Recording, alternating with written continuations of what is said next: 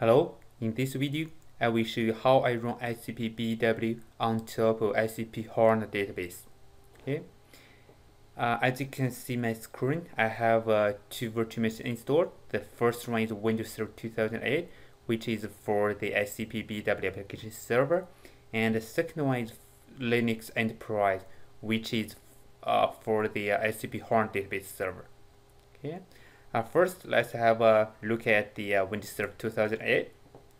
And in this server, I have a couple of SAP systems installed. The first one, B7.3, is the BW7.3 one, but it based on the traditional database. Actually, it's based on the Microsoft SQL Server. And the second one, BW8, is the system we're going to talk about in this video. It's based on the SAP HANA in-memory database. Okay, the last one, EC6, is the ERP system. Actually, it's enhanced pack 6 for ECC6.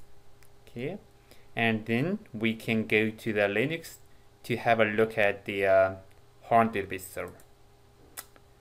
Okay, here we can run this command get process list to check all the HANA database background processes to make sure all the server and process green and running.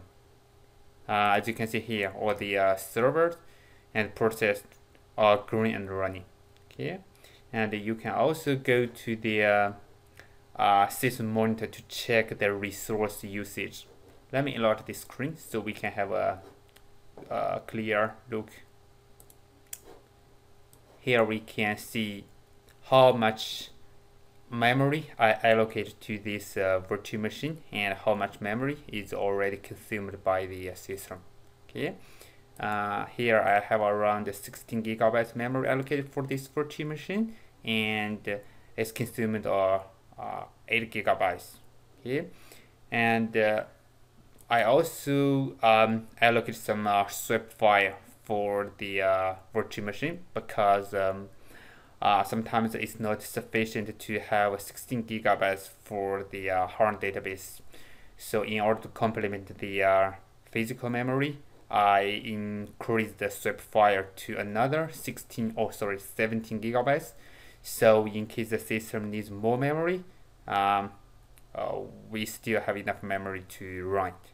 Okay, so in case you don't have enough physical memory, you can do the same to increase the swap file to complement the physical memory.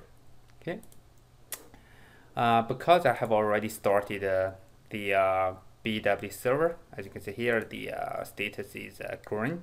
So we can go to the SAP GUI to log on to the BW system.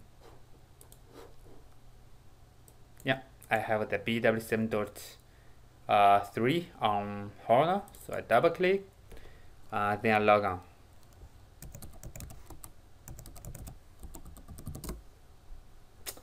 Okay, so once we log on, we can go to the system and then go to the status.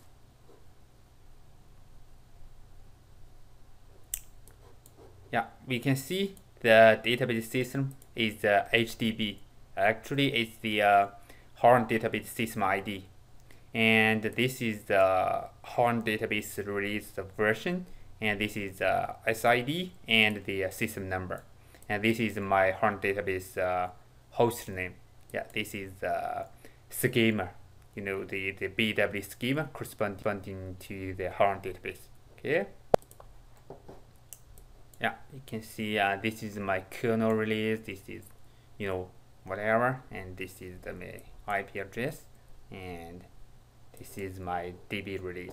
Okay, so if you go to the detail, you can see we have installed the SAP BW support pack 3. I think this is the minimal support pack for the BW system running on top of HANA database, and of course you can apply a higher support package, but I just keep it default. And you can also see I do not install any BI content in this system. Okay, so I close this. Then we can run transaction RC1 to go to the data warehouse modeling, the workbench. Okay. Here because I mentioned I have not installed any BI content yet, so we can just create a customized DSO or whatever by ourselves. Okay. Here I have already created very simple data store objects, the sales order, and all info objects in this DSO are customized. You can see I created them by myself with the prefix Z. Okay, and what I want to mention is that here you have the option to take this DSO as HANA, is in-memory optimized or not, because by choosing this option, you can push the activation of the DSO to the HANA database. This will improve the activation performance dramatically. Okay, and you can see this is the help information about this option. So yeah, you can select this flag if you are using a HANA database. Okay, the purpose is to improve the system performance during the activating a request. Okay, so yeah, let me check if we have any data loaded to this DSO. Yeah, no, there's no data loaded to the DSO yet. So what we can do is that we can try to load some data to this DSO, and then we can check the data, and also we can check data in the backend HANA database. Okay, so first let's load some data. I have already created the database, the data source for the DSO, and the data source is actually based on the flat file. Okay, it's a flat file data source. Let me go to my laptop, see if I have some data. Okay.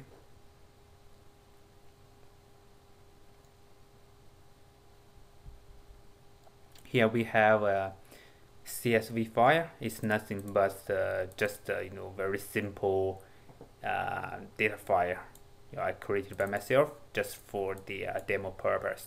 Okay, you can see this is first line, the first column is the document number, second is item, and this is material. This is plan.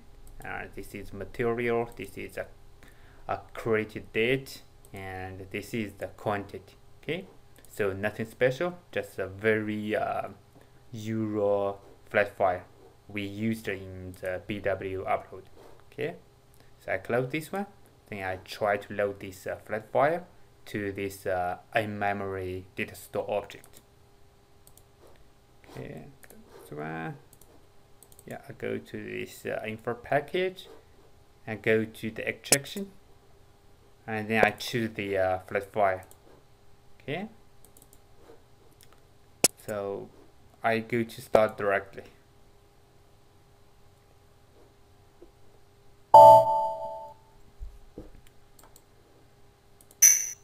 Okay, so the loading is completed successfully. So we can check the PSA table, see if we get data loaded successfully or not. So here we can see all the data has already been loaded to the PSA table. So we can go to the next step to load data from the PSA to the data store objects. Okay, we go to the DTP, and then we go to the execute tab. So we run the DTP directly.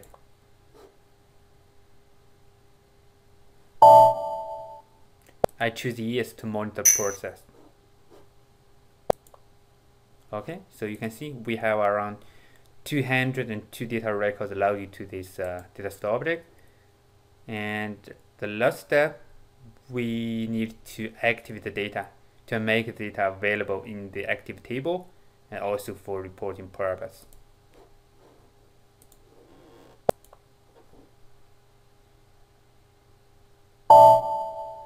Okay, we can click refresh to check the process. Okay, so you can see the activation is completed. is pretty fast. So we go to the active data and see if we have the data available. Okay, so we can see that, right? So this is the record mode, and it means that it's a new image. Okay. So we have loaded data successfully to the data store object, and we can also check the data in the HANA database.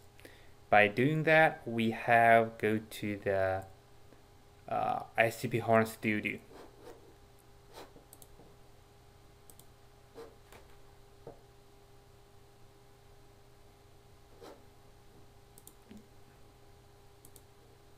Okay, we go to the catalog.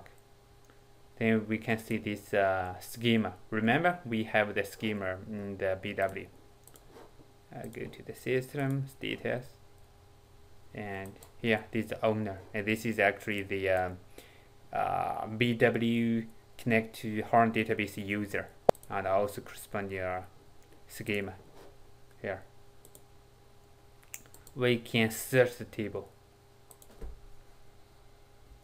So yeah, this one is for the active table, and the 140 is for the our new the new data table. You know, in DSO we have 3 tables. The first one is our new data table, and the second one is active table, and the third one is the changelog table. Okay, so we go to the active table first. We can see the definition of this active table, and please be noted that the tab is column store. So by this story type, we can improve the reading performance. Okay, so we can run very simple SQL to check the data. Yeah, we can select store from this table.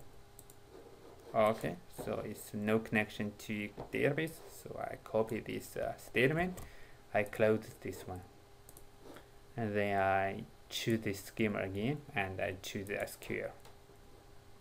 So I pasted the SQL statement, then I run it again. Sorry, this is not the active table.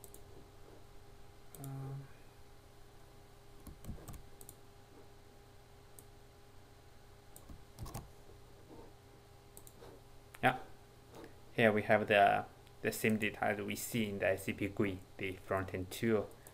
So you can see this is data we loaded to the in-memory there. So okay.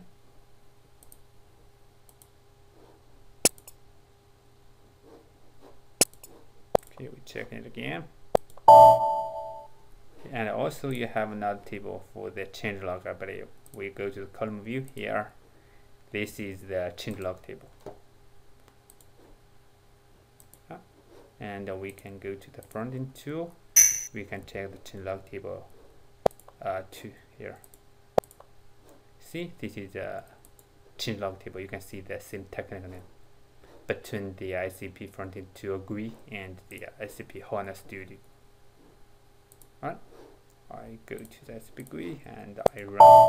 Okay, you can see this is a request, is a data package ID, record ID, and whatever.